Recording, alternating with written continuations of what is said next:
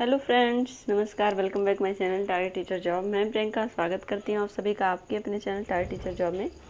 दोस्तों, आज हम बीएड द्वितीय वर्ष प्रथम प्रश्न पत्र शिक्षण के सिद्धांत एवं विधियाँ पढ़ेंगे और ये है आपका लेक्चर नंबर 55। तो दोस्तों, इसके पहले हम आपको ये बताना चाहते हैं कि आपका 4th पेपर जनसंख्या शिक्षा एवं पर्यावरण शिक्षा का यूपीएच हमने पूरा कंप्लीट करा दिया, जिसकी लिंक आपको डिस्क्रिप्शन में मिल जाएगी। तो दोस्तों, अब हम चलते हैं क्वेश्चन की तरफ। मुक्त विश्वविद्यालय का अर्थ एवं परिभाषा बताते हुए इसके उद्देश्य बताइए। ये आज का क्वेश्चन है। मुक्त विश्वविद्यालय का अर्थ, जिसको कहते हैं ओपन यूनिवर्सिटी।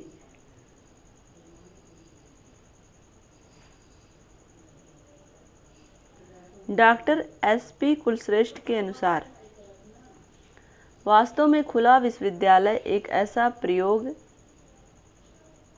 या एक ऐसी विचारधारा है जो नई आवश्यकताओं तथा नवीन प्रयोगों पर आधारित है। यह सर्वाधिक महत्वपूर्ण शैक्षिक प्रगति का एक केंद्र है, जिसमें सबके लिए उच्च शिक्षा हेतु द्वार खुले हैं, जिसमें कोई बंधन नहीं है, कोई सीमा नहीं है तथा कोई संचय नहीं है। तो दोस्तों, यहाँ पर एसपी कुलश्रेष्ठ के अनुसार हमने देखा कि ये जो खुला विश्वविद्यालय ये एक प्रयोग है, एक विचारधारा है जो कि नवीन आवश्यकताओं और प्रयोगों पर आधारित है, जो शैक्षिक प्रगति के लिए बहुत ही ज़्यादा महत्वपूर्ण है, जिसमें सबके लिए शिक्षा के द्वार खुले हुए हैं और हर कोई अपनी उच्च शिक्षा को प्राप्त कर सकता है मुक्त विश्वविद्यालय के माध्यम से। यहाँ पर किसी के लिए कोई बंधन, कोई सीमा नहीं है। यह वैज्ञानिक विधियों का प्रयोग करता है, शैक्षिक तकनीकी की नवीन खोजों का उपयोग करता है तथा प्रकृति में लचीलापन रखता है। तो दोस्तों, यहाँ पर हम देखें, इसकी जो प्रकृति है वो बहुत ही ज़्यादा लचीली है और ये हमेशा नई नई तकनीकी का नवीन खोजों को करता रहता है और उसका उपयोग भी करता है। यह सबके लिए समान अवसर प्रदान करता है, सबकी आवश्यकताओं का ख्याल रखता है और चाहे जितना जब तक चाहें इसे अध्ययन कर सकते हैं। तो दोस्तों, यहाँ पर कोई बाउंडेशन नहीं है, कोई सीमा नहीं है, कोई बंधन नहीं है, जिसमें आप जब चाहें तब शिक्षा प्राप्त कर सकते हैं। सबके लिए समान अवसर हैं। यही मुक्त या खुले विश्वविद्यालय हैं जिन्होंने दूरस्थ शिक्षा के क्षेत्र में उच्च शिक्षा के लिए एक नवीन गत्यात्मक आयाम दिया है। तो दोस्तों, ये जो मुक्त विश्वविद्यालय है, इसके माध्यम से दूरस्थ शिक्षा, जिसमें अलग अलग भौगोलिक क्षेत्र से आने वाले लोग अपनी जगह पर रह करके दूरस्थ शिक्षा के माध्यम से उच्च शिक्षा प्राप्त कर पाते हैं। अब हम देखते हैं जो मुक्त विश्वविद्यालय हैं या खुले विश्वविद्यालय जिसे हम कहते हैं कि उद्देश्य क्या हैं। खुले विश्वविद्यालय के कुछ प्रमुख उद्देश्य निम्नलिखित हैं।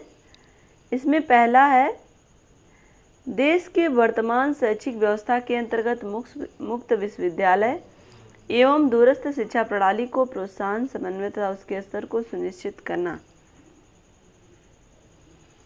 दोस्तों, यहाँ पर जो पहला उद्देश्य क्या है, जो देश की शैक्षिक व्यवस्था है उसके अंतर्गत ही मुक्त विश्वविद्यालय का या दूरस्थ शिक्षा प्रणाली को प्रोत्साहन देना है, जिससे कि देश की शैक्षिक व्यवस्था में सुधार लाया जा सके, देश की शैक्षिक व्यवस्था को उच्च बनाया जा सके और समन्वय के साथ उसके स्तर को सुनिश्चित किया जा सके।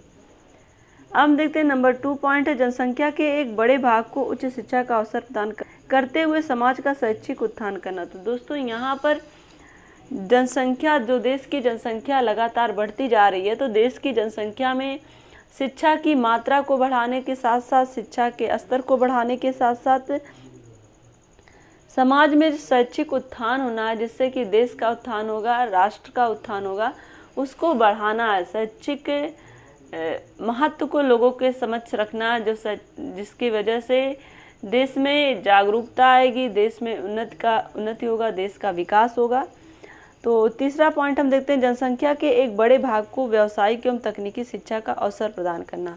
तो दोस्तों शिक्षा के माध्यम से जनसंख्या का जो एक बड़ा भाग है उसे व्यावसायिक शिक्षा की तरफ लाना, तकनीकी शिक्षा की तरफ लाना, उनके अंदर कौशल का विकास करना जिससे वो देश की उन्नति कर सकें, खुद की उन्नति कर सकें, राष्ट्र की उन्नति कर सकें। तो इसका मेन उद्देश्य ये भी है।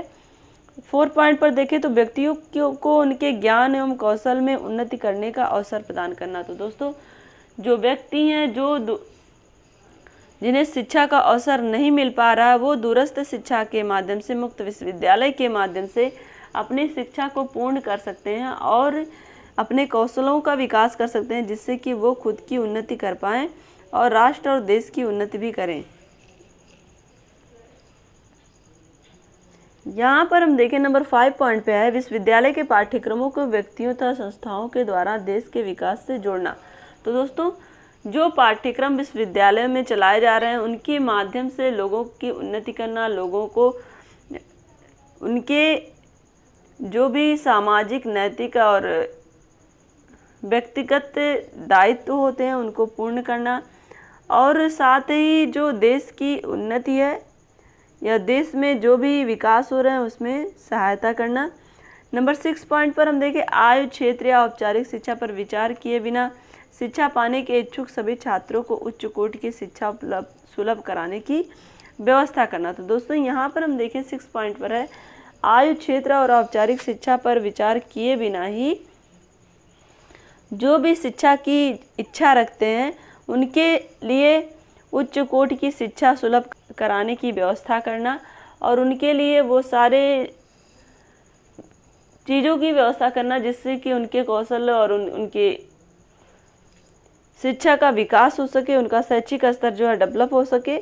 नंबर 7 पर हम देखें शिक्षा के द्वारा रोजगार की आवश्यकताओं के अनुरूप राष्ट्र निर्माण कार्यों के लिए छात्रों को प्रोत्साहन प्रदान कर लोगों के ज्ञान एवं दक्षता में वृद्धि करना। तो दोस्तों यहाँ पर हम देखें नंबर 7 पॉइंट पे हमने देखा कि जो भी रोजगार की आवश्यकताएं हैं, जो राष्ट्र निर्माण के कार्यों में छात्रों को प्रोत्साहन देने का कार्य है वो इन विश्वविद्यालयों के माध्यम से, जिसमें लोगों को उनके स्किल डेवलपमेंट और साथ ही उनमें उन्नति करने के अवसर प्रदान करना, ये सारी चीज़ें उनके अंदर विकसित होंगी जिससे कि वो आगे बढ़ पाएंगे और देश और राष्ट्र में विकास में सहायता कर पाएंगे। नंबर 8 पॉइंट पर है रोजगार एवं राष्ट्र निर्माण की क्रियाओं से शिक्षा को संबंधित करना। तो दोस्तों जो भी शिक्षा व्यवस्था है देश की, जहाँ पर भी पीछे वो इस शिक्षा के माध्यम से कहीं ना कहीं जो राष्ट्र निर्माण का कार्य है और रोजगार, ये सारी क्रियाएं शिक्षा से संबंधित करके देश की उन्नति कर सकते हैं, राष्ट्र की उन्नति कर सकते हैं। नंबर 9 पर हम देखते हैं अपने कार्यक्रमों के माध्यम से मानवीय व्यक्तित्व के समन्वित विकास हेतु योगदान प्रदान करना तथा राष्ट्रीय एकता में वृद्धि करना। तो दोस्तों यहाँ पर अपने कार्यक्रमों के माध्यम से मानवीय व्यक्तित्व के समन्वित विकास से का मतलब है कि सब व्यक्ति का सर्वांगीण विकास हो और साथ ही उनके शैक्षिक योगदान में भी और राष्ट्रीय एकता में भी वृद्धि हो। तो इस तरह से व्यक्ति का संपूर्ण विकास होगा तो राष्ट्र का संपूर्ण विकास होगा, इस तरह से पूरे देश और विश्व का संपूर्ण विकास होगा, क्योंकि जो नींव होती है वो हमारी शैक्षिक आधार ही होता है। शैक्षिक आधार पर ही हम अपनी उन्नति कर सकते हैं, राष्ट्र की उन्नति कर सकते हैं, देश की उन्नति कर सकते हैं। तो 10 पॉइंट पर हम देखें विश्वविद्यालय स्तर पर गुणात्मक शिक्षा प्रदान करना। तो दोस्तों एक तरह से यहाँ पर इसका मुख्य उद्देश्य और क्या था कि विश्वविद्यालय स्तर पर जो उच्च शिक्षा उसका जो लोगों का स्तर वो एक तरह से उसमें गुणात्मक शिक्षा का विकास हो, लोगों में तकनीकी का विकास हो, लोगों में स्किल डेवलपमेंट हो, लोगों में पर्सनालिटी डेवलपमेंट हो। तो इस तरह से लोगों का विकास होगा तो राष्ट्र और देश का विकास होगा। तो इस तरह से एक शिक्षा की जो कड़ी थी उसको आगे बढ़ाने का कार्य मुक्त विश्वविद्यालय ने किया। तो दोस्तों कहीं ना कहीं जो शिक्षा का अधूरापन था, जहाँ पर लोग कहीं ना कहीं किसी न किसी अभाव में शिक्षा ग्रहण नहीं कर पा रहे थे, जैसे कि अगर वहाँ नज़दीकी उच्च शैक्षिक संस्थान ना होने की वजह से या फिर समय अभाव की वजह से या फिर एज बाउंडेशन की वजह से कुछ ऐसी चीज़ें थी जहाँ पर लोग अपनी शिक्षा को रुका हुआ महसूस कर रहे थे। तो ये सारी चीज़ें मुक्त विश्वविद्यालय ने लोगों के लिए एक तरह से वो द्वार खोल दिए जो कि लोगों की उन्नति के लिए बहुत ही ज़्यादा आवश्यक था। तो दोस्तों आज के लिए बस इतना ही। अगर ये वीडियो आपको अच्छी लगी हो तो एक लाइक करिएगा, अपने दोस्तों के साथ शेयर करिएगा। अगर आप चैनल पर नए हैं तो प्लीज़ चैनल को सब्सक्राइब करके बेल आइकन बटन को ज़रूर प्रेस कर लीजिएगा। और इसी तरह से अपनी मेहनत जारी रखिए, अपना ध्यान रखिए, अपनों का ध्यान रखिए, अपने आसपास सफाई रखिए। और अब आपका एग्ज़ाम आ गया है तो आप अपनी मेहनत और लगन में से अपनी पढ़ाई में लग जाइए, क्योंकि दोस्तों ये मार्क्स आपके लिए बहुत ही ज़्यादा महत्वपूर्ण है। क्योंकि अगर आप टेट सुपर टेट क्वालिफाई करते हैं एक अध्यापक बनने के लिए तो आपकी जो मेरिट होती है वो भी आपकी काउंट होती है। तो कहीं ना कहीं ये मार्क्स आपके लिए बहुत ही ज़्यादा महत्वपूर्ण है। तो आशा करती हूँ कि ये वीडियो आपको अच्छा लगा होगा। तो इसी तरह से हमसे जुड़ने के लिए थैंक यू सो मच। जय हिंद।